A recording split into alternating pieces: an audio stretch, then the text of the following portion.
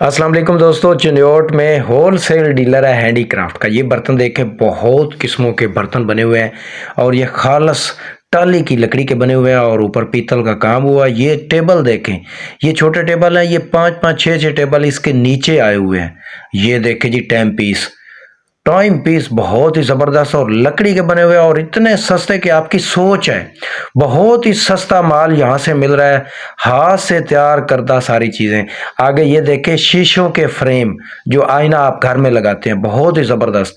ये देखें जी, कमाल की चीज़। ये पीढ़े हैं जी, ज़बरदस्त किस्म के पीढ़े।